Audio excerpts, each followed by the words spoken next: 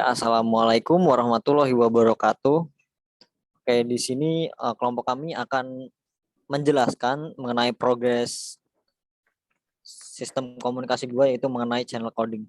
Oke, mungkin untuk yang pertama akan dibacakan oleh Saudara Ilham. Untuk Saudara Ilham, waktu dan tempat dipersilakan. Baik, terima kasih untuk Saudara Aji.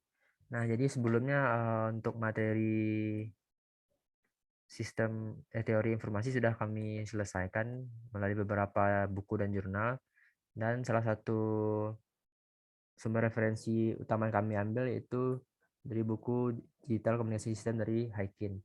Nah, sekarang untuk materi yang channel coding, kami akan mereview beberapa jurnal.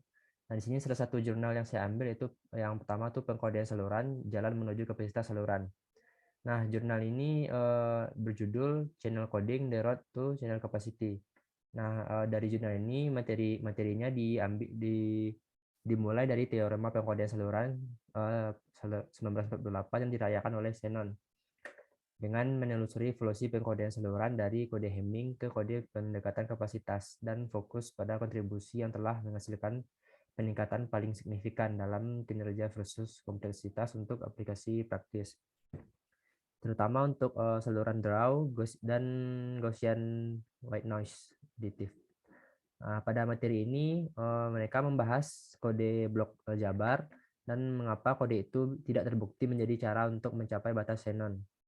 Nah, pada jurnal ini juga melacak anteseden dari kode pendekatan kapasitas hari ini, itu kode konvolusi, kode gabungan, dan skema pengkodean probabilistik lainnya. Akhirnya dibuat sketsa beberapa aproximasi dari jurnal-jurnal ini. Nah, untuk sumbernya itu dari DJ, Costello, dan GD Fonsi. Judulnya itu Channel Coding: The Road to Channel Capacity, Codings of the EAA, volume 95, halaman 1150 sampai 1073 tahun 2007. Nah, mungkin untuk lanjutannya untuk kepada Aji.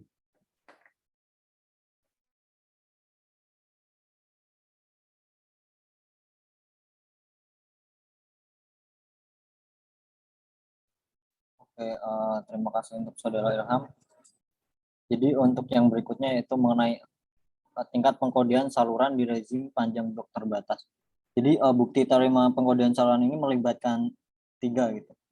Jadi yang pertama ini ada converse atau kebalikan. Jadi batas atas pada ukuran kode ini akan diberikan panjang blok sewenang-wenang dan probabilitas kesalahannya gitu ya. Untuk yang berikutnya itu ada achievability atau ketercapaian. Jadi batas bawahnya pada ukuran kode yang dapat dijamin ada dengan panjang blok arbiter yang diberikan dan probabilitas kesalahannya. Dan yang terakhir itu ada asymptotic atau asymptotic.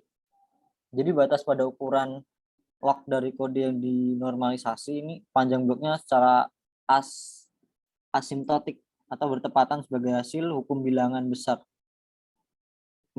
dengan saluran tanpa memori atau teorema ergodik lainnya untuk saluran dengan memori. Ini seperti yang dikemukakan sebelumnya, cara pedagogis terdengar untuk memisahkan tahap ketiga dari batas derivasi atas dan bawah. Jadi di sini ada pertama, batas tidak perlu memaksakan asumsi pada saluran seperti tanpa memori, stasionaritas, dan ergodisitas. Yang berikutnya, argumen teoritis informasi utama digunakan terutama dalam batas kebalikan dan ketercapaian. Dan yang berikutnya, batas dapat sangat berguna dalam menilai tingkat tertinggi yang dapat dicapai saat beroperasi dengan panjang blok yang diberikan dan kemungkinan kesalahan.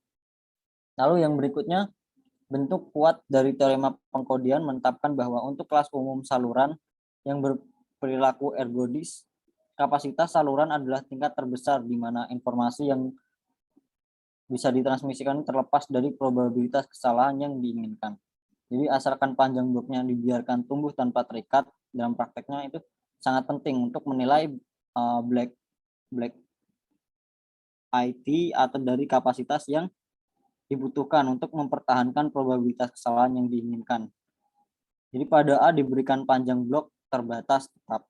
Jadi sayangnya tidak ada panduan untuk menjawab pertanyaan itu yang ditawarkan baik oleh versi kuat dari teorema pengkodean atau dengan fungsi keandalan yang memberikan peluruhan eksponensial asimptotik dan probabilitas kesalahan ketika mentransmisikan pada fraksi kapasitas tertentu. Oke, jadi untuk referensinya sendiri selain menggunakan buku Hyken juga ada dari Polimoki, yaitu bukunya judulnya Channel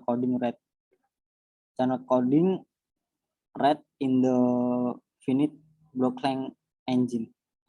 Jadi ini juga jurnal IEE. Mungkin itu saja yang sedikit